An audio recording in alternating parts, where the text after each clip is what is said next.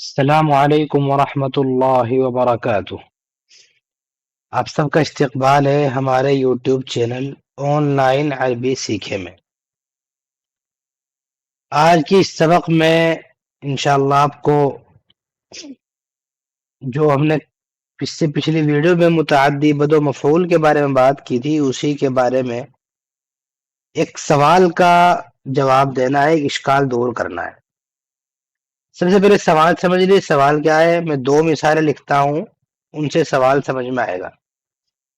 پہلی مثال لکھتا ہوں میں متعدی بد و مفعول کی، ظن گمان کیا، ظن الرجل آدمی نے گمان کیا، الولد لڑکے کو، ذکیًا ذہین گمان کیا۔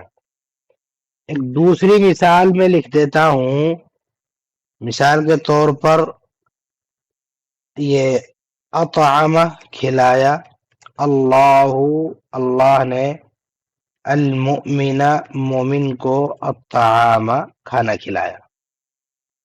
دونوں کے دیکھیے دو مفعول آ رہے ہیں، اطعم کے بھی اور ظن کے بھی دو مفعول ہیں، لیکن دونوں میں فرق ہے۔ ظن کے جو دو مفعول ہیں، ایک پر الف لام ہے، ایک پر نہیں ہے۔ اطعم کے جو دونوں مفعول ہیں، ان میں دونوں میں الف لام ہے۔ سوال یہ ایسا کیوں؟ کیا اگر الولد الزکیہ دونوں کر دیں گے تو کیا وہ غلط ہو جائے گا؟ جی جناب، بالکل ہی غلط ہو جائے گا۔ دو مفعول نہیں رہیں گے، ایک ہی مفعول ہو جائے گا پھر وہ۔ تو اس کے اندر ایسا کیوں ہے وہ یاد رکھنا ہے، آج کی ویڈیو میں مجھے یہی سمجھانا ہے۔ تو اس میں مسئلہ کیا ہے کہ سپوز کیجئے آپ اس کو الولد الزکیہ ہی کر دیجئے، دونوں پر الف لام لگا لیجئے، الولد الزکیہ۔ اب آپ خود ہی فیصلہ کیجئے، کیا یہ دو مفعول ہو گئے یا موصوف صفت بن گئے؟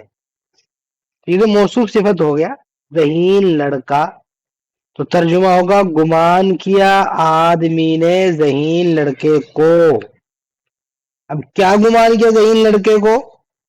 تو وہ تو بات پھر بھی رہ گئی، دوسرا مفعول تو پھر بھی چاہیے گا۔ تو یا پھر آپ جو ہے دونوں کو نکرہ کیجئے، ولدن ذکیًا کیجئے، ولدن ذکیًا۔ تو کیا دیکھیے اب یہ موصوف صفت ہوا کہ نہیں ہوا؟ اب پھر یہ موصوف صفت ہو گیا۔ تو اس چیز سے بچانے کے لیے عربی کا یہ قاعدہ بنایا گیا ہے کہ یہ جو افعال ہیں، ظن، علم، حسب، رعا، زعم، یعنی جو افعال قلوب ہیں، گویا ان کو کیا بولتے ہیں؟ افعال قلوب بولتے ہیں۔ یہ مبتدا خبر پر داخل ہوتے ہیں، تو اس لیے لفظ کہا جاتا ہے مبتدا خبر پر داخل ہوتے ہیں۔ جبکہ لفظ مبتدا خبر جو ہے ضروری نہیں کہ آپ پہلے مبتدا خبر ہی بنائیں پھر الگ سے فعل فاعل لے کر آئیں، بس طلبہ کو سمجھانے کے لیے کہ پہلے لفظ کو معرفہ رکھنا ہے، دوسرے کو نکرہ رکھنا ہے۔ تو بس اس سے الگ کرنے کے لیے جو ہے طلبہ کو یہ سمجھایا جاتا ہے کہ مبتدا خبر پر آتا ہے، حالانکہ ترکیب مبتدا خبر کی نہیں ہے کہیں سے کہیں تک بھی۔ الولد مبتدا نہیں ہو سکتا، ذکیًا خبر نہیں ہے، بلکہ یہ مفعول بھی اول ہے اور یہ مفعول بھی ثانی ہے۔ تو یہ سب یہ علم یوز کیجئے، وہاں بھی یہی ہوگا، علم الرجل الولد ذکیًا۔ زعم یوز کیجئے، زعم الرجل الولد ذکیًا، تو ہر جگہ یہی پرابلم آئے گی۔ لیکن یہ والا جو لفظ ہے اطعم کھلایا، اللہ نے المؤمن مومن کو الطعام کھانا۔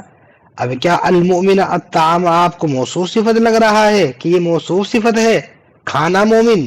نہیں، موصوف صفت، کیونکہ لفظ الطعام جو ہے وہ صفت کا صیغہ ہی نہیں ہے، تو اس لیے یہ موصوف صفت بن ہی نہیں سکتا۔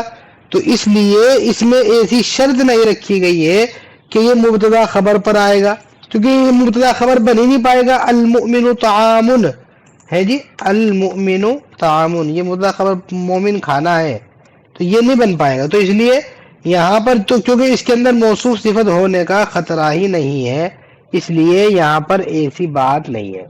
تو یہ کون سے الفاظ ہوتے ہیں؟ یہ اطعما، ارکبا، سقا، پلانا، یعنی افعال جوارح بولتے ہیں۔ وہ کیا بولتے ہیں؟ افعال جوارح بولتے ہیں۔ تو اس میں بھی ایسی بات نہیں، اس لیے یہاں پر چاہے مؤمنن طعامن کی کر دیجئے، آپ اس کو دونوں کے نکرہ کر دیجئے، اطعم اللہ مؤمنن تعامن، اللہ تبارک و تعالیٰ نے ایک مومن کو کھانا کھلایا، تو یہ بھی بالکل صحیح ہے۔ تو یہ افعال قلوب افعال جوارح کا فرق ہوتا ہے۔ تو لفظ مبتدا خبر تو ایسے ہی کہہ دیا جاتا ہے طلبا کو سمجھانے کے لیے، ورنہ یہ موصوف صفت سے بچانے کے لیے ایسا قاعدہ بنایا گیا ہے۔ ایک اور چیز سمجھانی ہے، متعدی بدو مفعول کا مجہول کیسے بنے گا؟ یہاں پر میں ہیڈنگ ڈال دیتا ہوں، متعدی بدو مفعول کا مجہول۔ دیکھیے تھوڑا سا آسان بھی ہے اور ذرا سا مشکل بھی ہے۔ مشکل اس طور پر ہے کہ بچے غلطی کر دیتے ہیں۔ چلیے یہی مثال ہم اٹھا کر یہاں لکھ لیتے ہیں، اطعامہ والی۔ تو مجہول کا طریقہ یہ ہے کہ پہلے فعل کو مجہول کریں گے، اطعامہ کو ہم کر دیں گے اطعمہ، کھلایا گیا۔ جب فعل مجہول آ جاتا ہے تو فاعل غائب کر دیا جاتا ہے، فاعل رہتا ہی نہیں ہے۔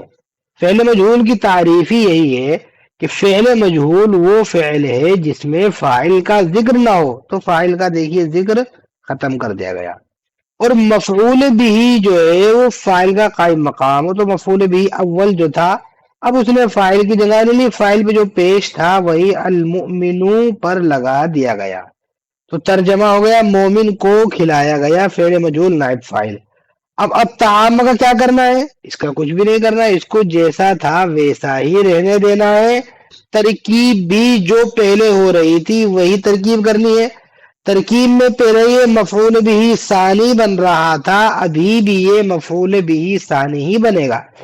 تو ترکیب ہوگی اطعمہ فعل ماضی مجہول، المؤمن نائب الفاعل، الطعام مفعول بھی ثانی۔ لفظ ثانی کہنا پڑے گا، مفعول بھی کہوگے تو غلط ہو جائے گا، کیونکہ مفعول بھی اول جو تھا وہ تو نائب فاعل قرار دے دیا گیا، تو مفعول بھی کہاں سے آ گیا؟ سمجھ رہے؟ تو اس لیے آپ مفعول بھی ثانی کہوگے۔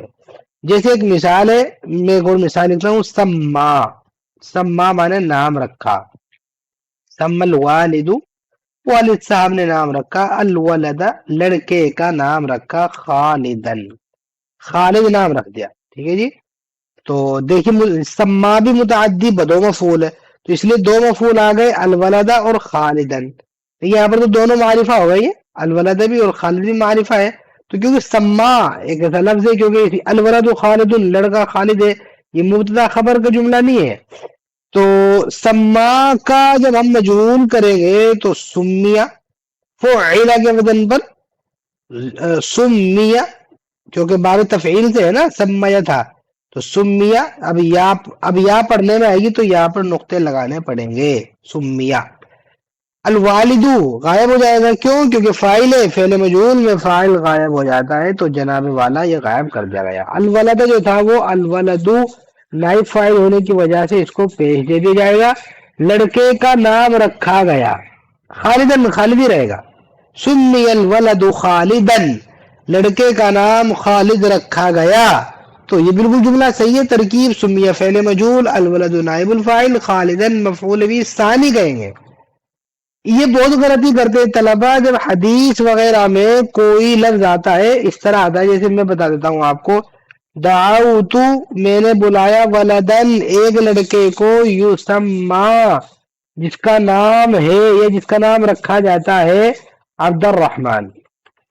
تو بچے دیکھیں، اگر میں اس پہ اعراب نہ لگاؤں، چلیے میں نہیں لگاتا ہوں، تو بچے پڑھتے ہیں دعوت ولدن یسما عبد الرحمن، یسما عبد، وہ سمجھتے ہیں یسما کا نائب فاعل عبد ہے، جبکہ یہ غلط ہے، یہ نائب فاعل نہیں ہے، یعنی یسما ذالک الولد، ایسے لڑکے کو بلایا جس لڑکے کا نام رکھا جاتا ہے یا جس لڑکے کو کہا جاتا ہے عبد الرحمن۔ تو یہاں پر ذالک الولد میں کو ہوا ضمیر کی شکل میں نائب الفاعل قرار دے دیا، یعنی یسما فعل مجہول، اس میں جو ہوا ضمیر ہے وہ نائب الفاعل ہے، اور عبد الرحمن کیا بنے گا؟ ایک بار نائب فاعل ہے کہ دو نائب فاعل آتے نہیں ہے، جیسے دو فاعل نہیں آ سکتے ایسے ہی دو نائب الفاعل بھی نہیں آ سکتے، تو یسمى عبد الرحمن، یسمى عبد اللہ، تو ایسے آپ کو کہا جائے گا، اس لیے اس کا دھیان رکھا کریں۔ میں یہاں پر دو چار مثال لکھتا ہوں، جو اس کا مجہول بنا کر ہمارے نمبر پر آپ چیک کرا سکتے ہیں۔ نمبر میں لکھتا ہوں یہاں پر 7351034332، اس پر آپ جو ہے ہمیں ہوم ورک بھیج سکتے ہیں، اور ہماری لائیو کلاسز چلتی ہے روزانہ، یہ گرامر کی، عربی لٹریچر کی، تو انشاء کی تو سب چیز کی کلاسیں چلتی ہے، اس میں بھی آپ کوئی جو ہے اس نمبر پر تفصیل سے بات کر سکتے ہیں اور فیس وغیرہ کی ٹائمنگ وغیرہ کی تفصیل پوچھ سکتے ہیں۔ تو میں یہاں پر 4-5 جملے لکھتا ہوں، مجھے ان کا مجہول بنا کے دکھائیے گا، دیکھتے ہیں آپ نے مجہول صحیح بنایا کہ نہیں بنایا۔